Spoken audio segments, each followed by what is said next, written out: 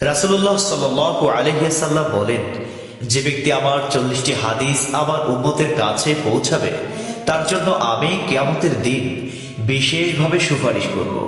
সুবহানাল্লাহ। নাম্বার 2, মানুষের মধ্যে যারা মৃত্যুকে বেশি করে স্মরণ করে এবং তার জন্য প্রস্তুতি নেয় তারাই সবচেয়ে বুদ্ধিমান। নাম্বার 3, প্রত্যেক জিনিসের জাকাত আছে, আর দেহের জাকাত হচ্ছে রোজা। নাম্বার 4, যে তার সময় আল্লাহর জন্য ব্যয় করে না তার জন্য জীবন অপেক্ষা মৃত্যু শ্রেয়। নাম্বার 5, যারা সব সময় ইস্তিগফার তথা ক্ষমা প্রার্থনা করে তাদের সাথে উঠা বসা করুন, কেননা তাদের হৃদয় সবচেয়ে কোমল হয়। নাম্বার 6, তুমি যত সিজদা দিবে আল্লাহ তত গুণা তোমার মাফ করে দিবেন। সুবহানাল্লাহ। নাম্বার 7, সূরা ফাতিহা প্রায় 1000 রোগের ওষুধ। নাম্বার 8, হাতের তালুতে জ্বলন্ত আগুনের কয়লা রাখলে যেমন কষ্ট হবে তার চেয়ে বেশি কষ্ট হবে শেষ জামানায় ঈমান রাখতে। নাম্বার 9, রোজাদারদের জন্য প্রতিদিন জান্নাতকে সুসজ্জিত করা হয়। সুবহানাল্লাহ। নাম্বার 10, রাসূল সাল্লাল্লাহু আলাইহি ওয়াসাল্লাম বলেছেন, কিয়ামতের দিন সব নবীর চেয়ে আমার উম্মতের সংখ্যা বেশি হবে এবং আমি সর্বপ্রথম জান্নাতের দরজা খুলব। সহিহ মুসলিম, হাদিস নম্বর 196। 11, যে ব্যক্তি রোজা রাখা অবস্থায় মারা যাবে আল্লাহ তাকে কিয়ামত পর্যন্ত সকল রোজার সওয়াব দান করবেন। সুবহানাল্লাহ। নাম্বার 12, যে ব্যক্তি ফজরের নামাজ আদায় করল সে আল্লাহর হিফাজতে চলে গেল। নাম্বার 13, রাসূলুল্লাহ সাল্লাল্লাহু আলাইহি ওয়াসাল্লাম বলেছেন, রোজা ও কোরআন কিয়ামতের দিন মানুষের জন্য সুপারিশ করবে। মুসনাদে আহমদ, হাদিস নম্বর 6626।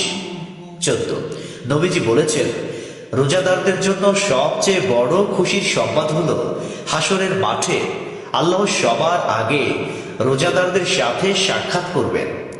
সুবহানাল্লাহি ওয়া বিহামদিহি।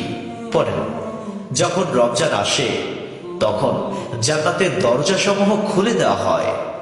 16, রাসূলুল্লাহ সাল্লাল্লাহু আলাইহি ওয়াসাল্লাম বলেন, যখন কোনো বান্দা আল্লাহর দিকে দুটি হাত উঠায় তখন তিনি তা ব্যর্থ বা শূন্যভাবে ফিরিয়ে দেন না।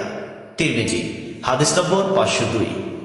17, হযরত মুহাম্মদ সাল্লাল্লাহু আলাইহি ওয়াসাল্লাম বলেছেন, একটি খেজুরের অর্ধেক হলেও দান করে জাহান্নামের শাস্তি হতে নিজেকে হেফাজত করো। সহিহ বুখারী, হাদিস নম্বর 6023। প্রিয় ভাইরা, নাম্বার 18, যদি ভালো হতে চাও তবে সর্বপ্রথম মিথ্যা বলা ছেড়ে দাও। 19, তুমি যখন রাস্তা দিয়ে যাও তখন আল্লাহর নামে জিকির করো, কারণ হাসরের দিন ওই রাস্তা তোমার নামে সাক্ষ্য দিবে। 20, তোমরা সব সময় উযু করো, কারণ কিয়ামতের দিন যারা উযুকারী তাদের হাত পা উজ্জ্বল থাকবে। সুবহানাল্লাহি ওয়া বিহামদিহি। 21, যার দুঃখ বেশি তার প্রতি আল্লাহর রহমত বেশি। 22, যখনই নামাজে দাঁড়াবেন জীবনের শেষ নামাজ মনে করবেন। 23, যে মহিলা গর্ভাবস্থায় 1 খতম কোরআন পাঠ করবে তার গর্ভের ওই সন্তান একজন নেককার বান্দা হিসেবে দুনিয়াতে আগমন করবে। সুবহানাল্লাহ।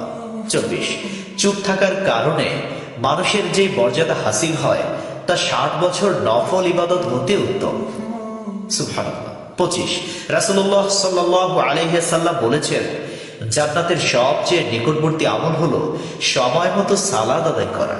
সহিহ মুসলিম, হাদিস নম্বর 260। 26, যে ধোঁকা দেয় সে আমার উম্মতের অন্তর্ভুক্ত নয়। 27, তুমি জানো তুমি সঠিক তবু তর্ক করো না, তর্কে জড়াইও না। 28, হযরত মুহাম্মদ সাল্লাল্লাহু আলাইহি ওয়াসাল্লাম বলেছেন, তোমরা বিপদে পড়ে মৃত্যু কামনা করবে না, বরং বলবে, হে আল্লাহ, যে পর্যন্ত জীবিত থাকা আমার জন্য কল্যাণকর আমাকে ততক্ষণ জীবিত রাখুন, এবং যখন মৃত্যু আমার জন্য কল্যাণকর তখন তুমি আমাকে মৃত্যু দাও। 29, সূরা ইয়াসিনকে কুরআনের হৃদয় বলা হয়। 30, হযরত মুহাম্মদ সাল্লাল্লাহু আলাইহি ওয়াসাল্লাম বলেন, মায়ের একটি কষ্টের নিঃশ্বাস 7টি দোজখের চেয়েও ভয়ঙ্কর, আর একটি সুখের হাসি 8টি বেহেশতের সমান। সুবহানাল্লাহ। 31, যে অন্যের বাবা মাকে গালি দিল সে যেন নিজের বাবা মাকেই গালি দিল। 32 রাসূলুল্লাহ সাল্লাল্লাহু আলাইহি ওয়াসাল্লাম বলেছেন, আমি যা জানি তোমরা যদি তা জানতে পারতে তবে নিশ্চয় খুব কম হাসতে এবং খুব বেশি পরিমাণে কাঁদতে। 30 মানুষ যদি মৃত ব্যক্তির আর্তনাদ দেখত এবং শুনতে পেত তাহলে মানুষ মৃত ব্যক্তির জন্য কান্না না করে নিজের জন্য কাঁদত। 34 মহানবী সাল্লাল্লাহু আলাইহি ওয়াসাল্লাম বলেছেন, সূরা ফাতিহা তোমরা ধীরে ধীরে পাঠ করো, কারণ মহান আল্লাহ নিজে তার জবাব দেন। সুবহানাল্লাহ। হাদিস সূত্র মুসলিম 910। 35 রাসূলুল্লাহ সাল্লাল্লাহু আলাইহি ওয়াসাল্লাম বলেছেন, কিয়ামতের দিন যে জিনিসটি মুমিনদের পাল্লায় ভারী হবে সেটি হচ্ছে সুন্দর চরিত্র, আখলাক। আবু দাউদ হাদিস নম্বর 4101।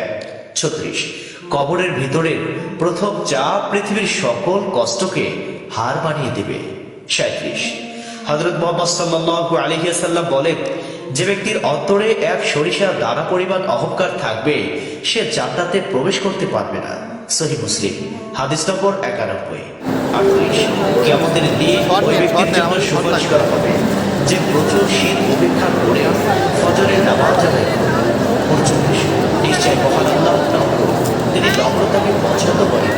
তিনি নম্র স্বভাবের লোকদেরকে যা দান করেন তার কঠিন স্বভাবের লোকদের দান করেন। হাদিস নম্বর 4807। 34 কবর মানুষকে দিনে 70 মানুষ